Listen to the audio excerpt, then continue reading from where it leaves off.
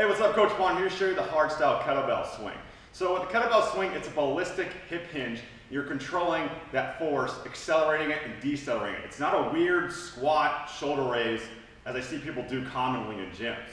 So what a kettlebell swing really is a fast deadlift. So this is a prerequisite you want to have. You want to stand between the bell and break the bar to engage your lats.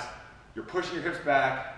I got minimal knee flexion, maximal hip flexion, and you're looking 6 feet ahead, owning that hip hinge with the deadlift.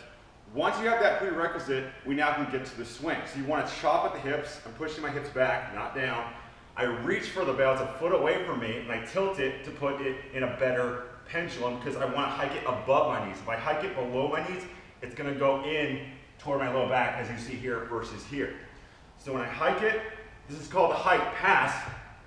If you can do that, accelerating it, decelerating it nice and easy, back in that tilt, you're going to be able to own the swing.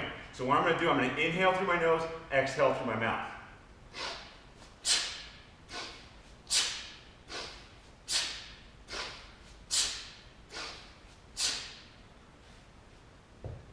Notice how my start look like my finish. If you want to get more technique on that, do what's called the dead stop kettlebell swing. So that way you're not squatting in your hinge or you're not looking too far up, kinking that neck back. You want to look 6 feet ahead, hike it back, swing it, decelerate it, going 1 rep at a time. On the breathing match, make sure you're not hollowing at the top of the swing. You want to breathe behind the shield so there should be tension like someone's going to punch you in the stomach there and you can still maintain it. You don't want to blow the air. If you see from my side, my spine flexes here.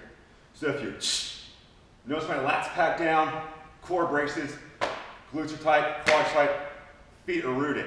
So a good corrective for that is the tough love drill. You can use someone's arm or a gymnastic ring and you can get them in that top swing position, give them a little bit of tough love, hit their lats, get that, make sure they got the top swing with full body tension, and then do fast and loose to relax. You want to do fast and loose in between every set so you loosen back up. It's about tension and then relaxation, so make sure you get fast and loose in between each kettlebell swing. If someone has a poor backswing, if they have a lazy swing, poor range of motion, get a clipboard, put it behind their butt, and then they got to hit it, put it in an optimal spot that's best for them to get a better kettlebell swing so they can hear it, and when they don't hear it, they know they missed the mark. So if you want to see more of these videos in detail, I finally launched my website, coachvaughn.net. I wrote a blog just all on this in detail called Why Your Kettlebell Swing Sucks. It's in the link in the description below. Be sure to check that out. I got some exciting content coming out with steel maces and kettlebells to really fuse them together for more strength. This is Coach Vaughn signing off. Hope you have fun with that.